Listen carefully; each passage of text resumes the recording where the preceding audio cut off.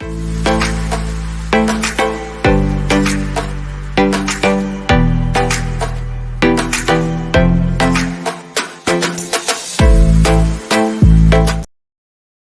to the Tech Up Checkup podcast with the Girl Tech Innov8rs.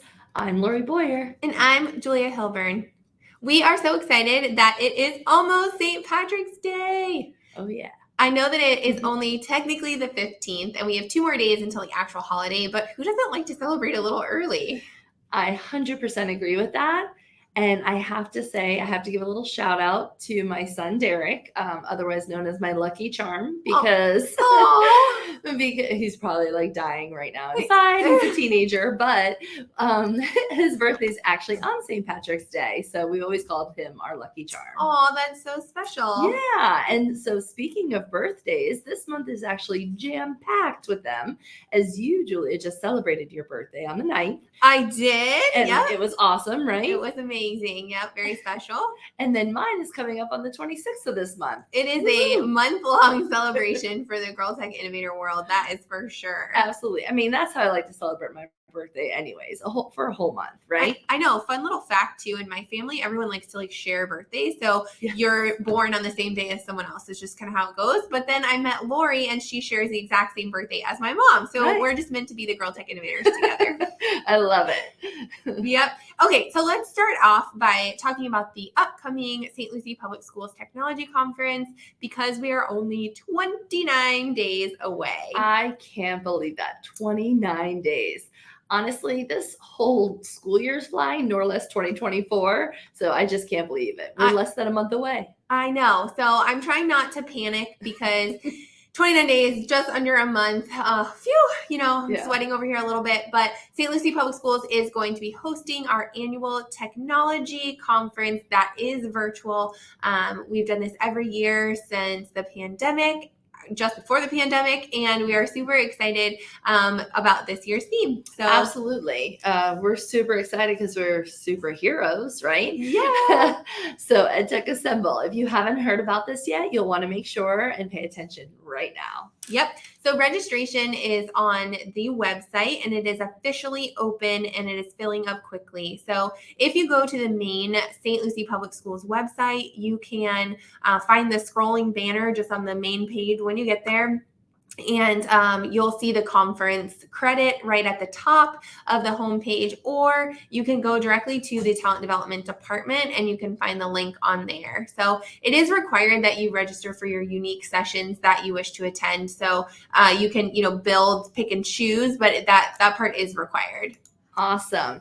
I mean, I think that is actually a really nice addition, to this conference, is that you can pick and you could choose the sessions that interest you most. If you only want to learn about reading progress, or you could pick up sessions just on that, or maybe, you have a session that you're going to start with, take a little coffee break, and then come on back for, learning with Canva, whatever it might be. I know it truly is. There's something unique for everyone. Can you tell us what the theme is again? Oh yeah. EdTech Assemble. Unleash the power of EdTech. So we're going to assemble the future of K-12 education. So honestly, we all know that teachers truly have superpowers, and each superhero presenter is an employee from St. Lucie Public Schools. Even better, we love when our teachers are willing to not only present to peers, but to do it on a Saturday is incredible, and we're super thankful for them. Absolutely. And if you haven't had a chance yet to check out the agenda, you definitely should. The titles and topics themselves are enough to make me want to attend each and every session. They have a nice little spin to them to go along with that theme. They do. They're fun. The descriptions are fun. We spent some time kind of going through them, so you should definitely check it out, especially if you're a Marvel fan. Yes. I think you'll get a kick out of it. So, and most importantly, don't forget about the prizes. Of course not. The prizes are one of the best parts about the conference, right?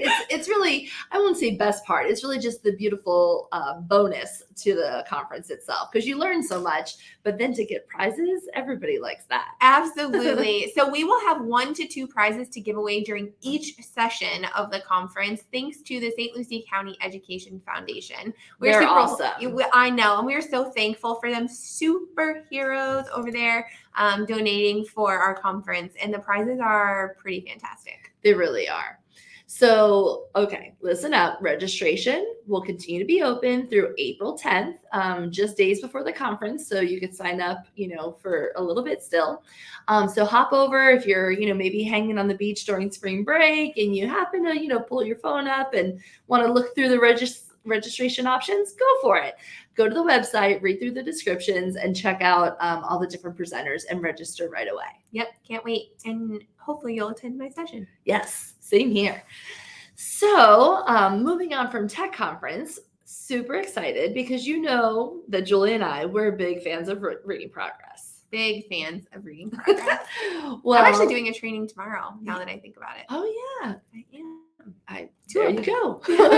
Well, I am extremely excited to share that the latest update to the Learning Accelerator and is starting to roll out at the end of this month. Okay, so AI passage generator and AI comprehension question generator is rolling out later this month. I am so excited about it. We've been telling our listeners and we've been telling all of the people that have been attending our trainings about this, but now it is officially here. Super excited about that. So what's really cool is that we all know that fluency is an important foundational piece to reading for students. Well, life just became a lot easier for teachers to assign passages to students to practice. So in the past, you were able to upload your own passage, or you could use something from their library connected to ReadWorks. But now you get flexibility and personalization for your class because based on each individual student's needs. So you can literally choose it to generate a passage for students to read from.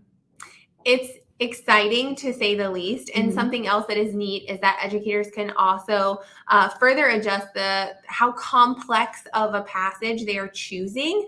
And then it will generate based off of the teacher parameters that are being put in. So it's really putting the control in the hands of the educator, which is what we always talk about. The educator, the teacher is still the person in control of the lesson, the classroom. No matter how much technology you're bringing in, you're still going to be the teacher in there. And this just really allows that control. 100%. And, every classroom's needs are slightly different, so this really gives that unique touch to it. So if that didn't make my heart happy enough already this month, I'm super excited because they're starting to roll out at the end of the month AI comprehension questions. I am bursting with excitement. No, like literally. Me too. Educators, they can choose the number of questions and then they can review them and they can make edits and publish them to their students. So this is all based on the passage that they chose for their students to have. They can go in there and check them out. And this is all directly from Microsoft Forms. Yep. Yeah. So speaking of Microsoft Forms applications, just to switch a little bit into our next topic, there have been some great updates to Microsoft Forms. I don't know if you've been in there, but holy moly, there are some really, really neat features that they've built in over, the past couple years. And I think the ease of use alone is something to talk about, but I'm excited for these. Completely agree. I feel like the end user experience is just so much more seamless through the years with the little tweaks that they've been doing, and super excited because there's that interactivity now with Stream. 100%. You can now add Microsoft Forms into any given part of a stream video to have the viewer interact with the video that they are watching. Yes. You heard me correctly. You can add a form into any given part of a stream video, and your viewers would be able to interact with that form right in the video as it's going.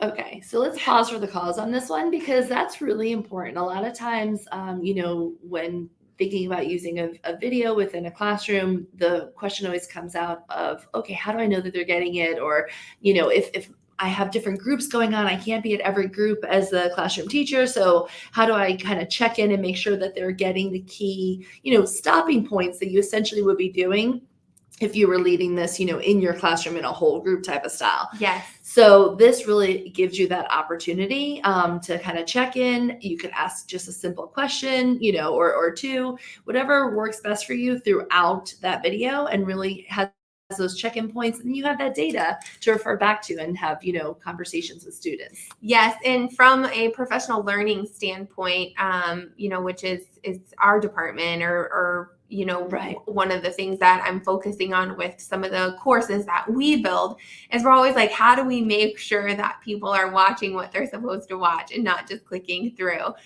So this is a great aspect to add. I know we have some of those features inside of Canvas with Canvas Studio, Yep. but now right in our stream videos, which is a really neat aspect. So you're not having to move it anywhere else. It's directly inside of Stream, and then with Microsoft Forms, which is what we're all used to. So not having, if you're not going to be putting this in Canvas at all, this is a great aspect. If you're going to be putting it into Canvas, it works the same way, or you could use Studio. We're super excited about it because now it really just talks to each other. It's a way for us to have check and balances in all of those things. So if you take one of our professional learning courses, be on the lookout. This is coming for you for sure. Absolutely. The other feature that I wanted to talk about was the ability to call out throughout a video. Wait, are you calling me out?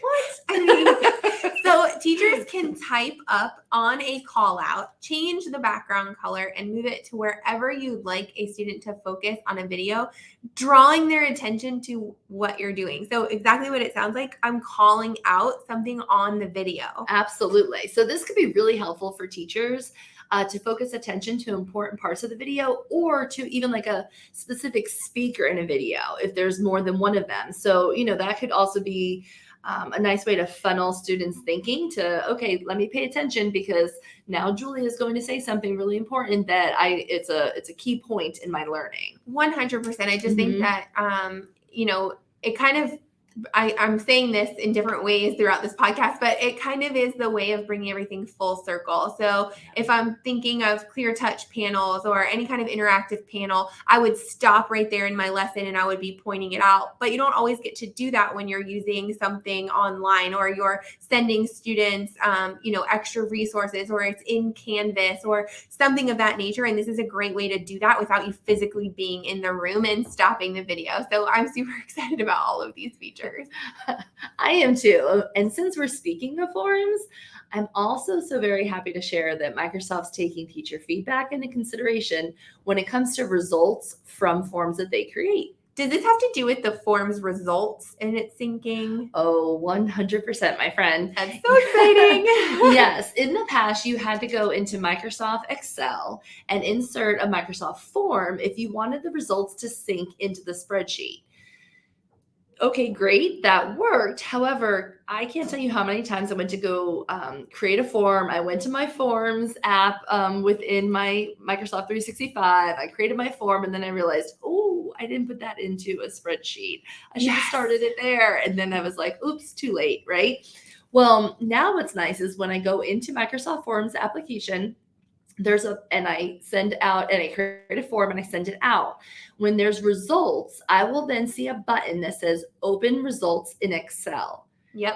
Right there on the results page of that form I created. So now the results will sync automatically, keeping that spreadsheet up to date as additional responses are received on the form.